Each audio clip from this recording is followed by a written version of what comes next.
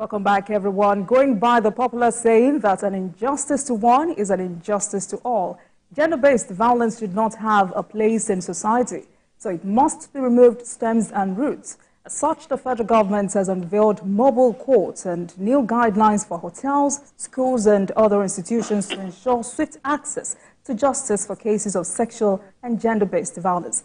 At a partnership meeting with key stakeholders in Abuja, the Minister of Women Affairs, Uju Kennedy, emphasized the alarming rates of sexual-based violence, child abuse, child labor, harmful practices, and prison congestion in the country. The minister also expressed concern over incidents of alcohol exposure and deaths in hotels, bullying and sexual molestation in schools, and the refusal of hospitals to treat gunshot patients without police report. The government insists that underage girls should not be lodged in hotels. Let's share the story by TVC News. Celestina Area with you. I'll be right back.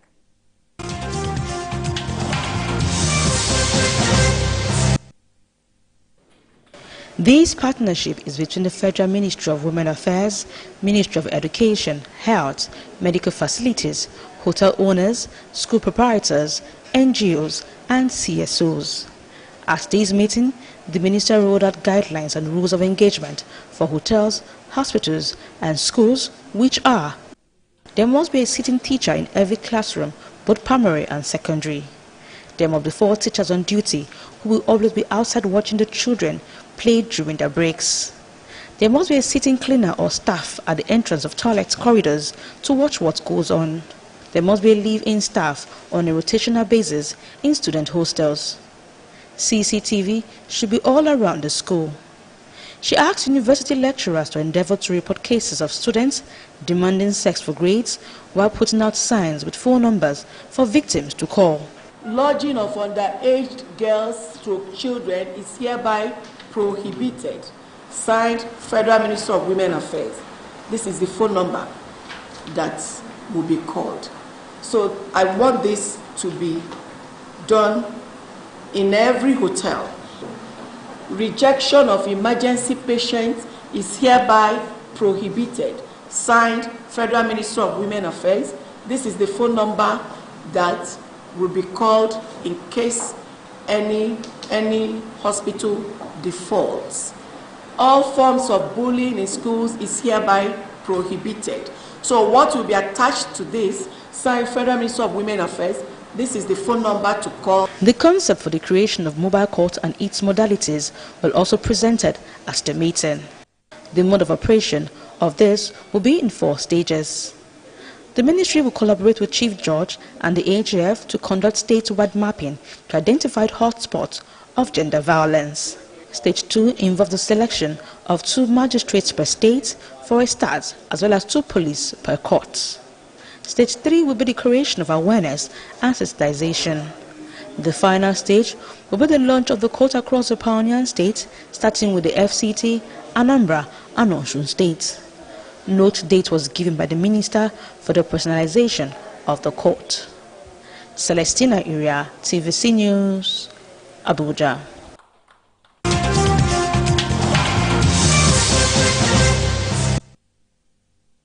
Right, gentlemen, there are so many concerns raised by the minister. But first, how far can this go in addressing issues related to child abuse and sexual harassment? Well, I think we can go far. We have to start from somewhere. I am happy about some of what the minister is aggressively pushing to eradicate. And history will remember her kindly for making those efforts. Bullying in schools is a big problem now. It's a big problem now. And we mustn't wait until lives are lost before we take action. She said something true that lecturers should report those asking for sex for grades, but I think it should actually be those promising, those offering sex for grades, not the way it was presented, and I hope they've not gone ahead to put it in that light, because it is wrong. Yes, some students offer their bodies in exchange for marks, what we used to call sexually transmitted grades.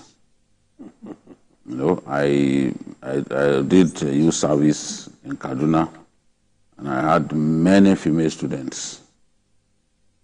You know, because I was teaching confidential secretaries, I taught them even hotel management. These were courses that a lot of women were doing, and you've got to be extremely disciplined to ward off advances and all that. So I'm happy that at least she's making her voice heard. Again, the matter of underage girls being brought into hotels, sometimes by their own age mates. You see boys, because these days boys take to Yahoo as early as 14 years or even earlier, you know. So, and once they make money, they want to enjoy it, they go and bring their age mates into hotels. I lodged in an hotel in Abuja. The preponderance of underage boys and girls in the hotel really bothered me. In fact, during breakfast, I was discussing with one of the aides of the governor. I said, this is terrible now. Every part of the hotel that you go, you see these boys. You want to go to the bar, you see that they dominate the bar. So that you just would want to leave the place and go somewhere else. And they do it so confidently. Because nobody stops them. The hotels want to make money. And that's why when you complain that EFCC is storming a place, it's because hoteliers want to make money. They will not see anything wrong about this kind of behavior. Parents too have lost complete control of their children. So you see, and in some cases they pay even for a whole month or 2 months. They just stay there. Because the money that they make from this advances fraud is huge. What they pay per day for an hotel room is nothing compared to the millions that they take from people. So at least we have someone now who is saying, look, this is wrong. Let it be on record that during my time we are fighting for this. It's talking about hospitals rejecting gunshot victims and all that. You might argue that that is not, that should not be under our purview. But if the people who are supposed to fight this scourge are silent, they are tongue-tied, then what is wrong in someone else saying, no, this is wrong? So I think that, yes, she's a controversial figure. She makes a lot of mistakes while talking. But at least there is sense in some of. Thank you. How much support do you think she would be needing from NGOs, CSOs on this? Yes, they have to support her. You see, some of what she's demanding for, that is eradication of gender-based violence. There are many NGOs that are all about this, trying to put an end to genital mutilation, gender-based violence, and all that. You know, with a minister who is ready to fight this battle, the NGO should be prepared to work with her and even advise her on how best to ensure that victory is secured. Victory now in inverted commas on all these matters. So. All right. Now, another issue or concern that was raised is the matter of child labor. And if you look at what MBS is saying, the figure is about 39.2% of children in Nigeria are in child labor. Is this, eliminating this, how difficult is it? Well, it's not so difficult, but at the same time it is. A lot of parents now use their children to make money. Of course, if they can't afford to send them to school, they must find them to find something for them to do. So they give them out to go and work and bring in money. But what we've seen over time has been the fact that most parents lose from both ends. They lose the children, and they don't get to make the money that they think they would. For instance, you recollect that the teenage girls that were recently brought from Ghana, what they told their parents was that they were taking them to Lagos to work.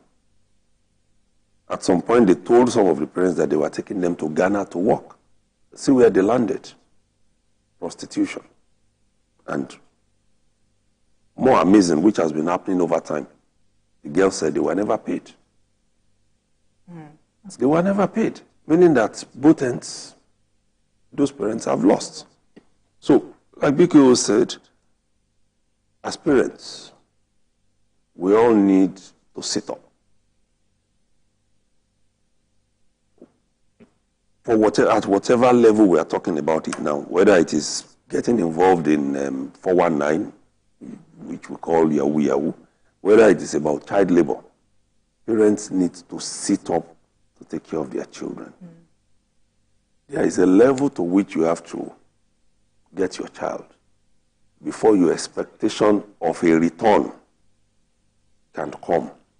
It's difficult. It's tough everywhere. To the government, we've been saying it on this program, we have to get education to a level where people can get access, at least for the first 12 years now. Because now we have the 6-3-3-4, at least for the first 12 years, which will cover the primary and secondary school. Let's get them up to that level. At some point, it was the first 9 years we were talking about.